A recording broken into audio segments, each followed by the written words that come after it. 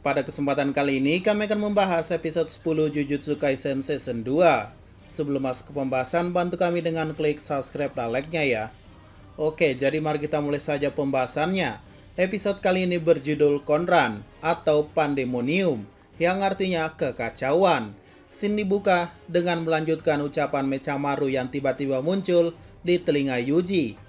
Yuji sempat membantingnya karena curiga, tapi akhirnya ia percaya setelah Mechamaru mengatakan dia murid Jujutsu Kyoto.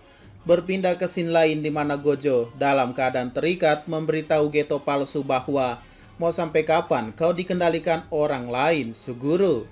Dan tiba-tiba saja tangan kanan Geto palsu mencekik lehernya sendiri. Itu membuat makhluk otak ini yang kita sebut saja sebagai Kenjaku tersenyum bahagia dan mengatakan bahwa hebat sekali, ini baru pertama kalinya terjadi. Dan saat Mahito sudah bangun dari efek domain Gojo, Kenjaku menjelaskan padanya bahwa kau pernah bilang bahwa jiwa ada duluan sebelum tubuh, tapi sepertinya tubuh itu jiwa dan jiwa itu tubuh. Ya maksudnya satu paket lah, nggak bisa dipisahin. Dan Mahito menjawab, apa teori itu harus berlaku pada semua orang? Teknik kutukan milikku dan milikmu berasal dari dunia yang berbeda kan? Hingga akhirnya Gojo menyela bahwa ia sudah muak mendengarkan mereka ngobrol di depannya. Kalau mau segel, ya segel aja cepat. Dan akhirnya Kenjaku berkata, tutup.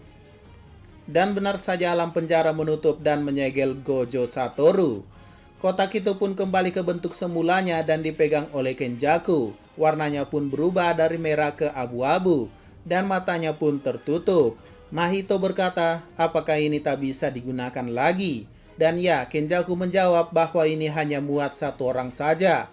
Dan jika orangnya masih ada di dalam, maka tak bisa digunakan lagi. Lanjut, kembali ke lokasi Meimei dan Yuji Itadori. Buset dah, lihat apa Meimei muka kehalang rambut gitu. Ia bertanya bukti apa yang meyakinkan perkataan Mechamaru. Soalnya ini Gojo Satoru loh. Dan Mechamaru menjawab bahwa ia tak punya bukti apapun. Tapi keberadaannya di sini adalah buktinya. Jadi ia menjelaskan bahwa pada 19 Oktober, ia telah dibunuh oleh roh kutukan tingkat khusus yaitu Mahito. Dan dirinya sekarang adalah asuransi atau mungkin sumpah pengikat untuk dirinya sendiri. Di mana ia akan muncul ketika Gojo Satoru telah disegel. Ya artinya Mechamaru hidup kembali. Namun hanya sementara aja ya guys. Mechamaru sengaja memilih Yuji Itadori karena ia sangat berpeluang kecil untuk jadi mata-mata oleh pihak musuh. Dan juga Meimei karena kemampuan detektifnya yaitu dapat melihat melalui burung gagak. Jadi Meimei tak mungkin jadi mata-mata musuh. Namun di tengah pembicaraan ini dua pengguna kutukan datang di jalur Meimei. Dan di sini Meimei mulai curiga bahwa roh kutukan tingkat 1 ke atas yang dilawan Yuji dari mana asalnya. Kenapa selama ini ia bersembunyi? Padahal jika teliti, Meimei sudah mencurigai pengguna kutukan yang bisa mengendalikan roh kutukan yang tak lain adalah Geto Suguru. Lanjut, Mechamaru melarang pergerakan Meimei yang ingin mengamankan Gojo Satoru sekarang. Karena prioritas utama mereka adalah untuk mengumpulkan penyihir Jujutsu dan menyelamatkan Gojo bersama. Dan akhirnya Mei pun setuju. Langkah selanjutnya adalah Itadori diperintahkan untuk balik ke stasiun Jingumae alias kabur dari rel kereta ini. Dan melaporkan situasinya bahwa Gojo telah disegel. Sedangkan Meimei dan adiknya akan melawan dua pengguna kutukan yang menuju ke sini. Agar bisa menciptakan celah juga Yuji untuk menerobos keluar.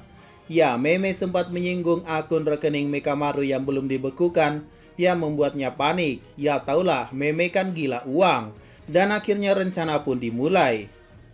Berikutnya di lokasi Kenjaku lagi, alam penjara yang dibawanya tiba-tiba berat dan jatuh ke tanah. Ya tak heran, dia monster Gojo Satoru. Mata yang ada di alam penjara pun berubah dari merah ke warna biru sesuai mata Gojo. Di dalam alam penjara tersebut, Gojo dengan santainya berbaring di tengah banyaknya tengkorak di sana. Ia berkata bahwa waktu tak berjalan di sini, namun ia mengandalkan semuanya saat ini. Lanjut. Pihak Kusakabe Panda, Maki Nobara dan Naobito hingga Nanami Megumi Ino akhirnya akan bergerak karena mereka terlalu lama menunggu sejak Gojo masuk ke dalam. Makanya mereka berinisiatif untuk langsung masuk ke dalam tabir tersebut. Di lain pihak, Ijichi yang berada di luar tabir meminta Nita untuk keluar dari tabir agar komunikasi mereka tidak terputus. Begitu pula dengan semua manajer yang berjaga di Shibuya. Namun tiba-tiba saja Park Ichiji ditusuk sebanyak 4 kali dari belakang oleh pria pirang yang dulu muncul di season satunya.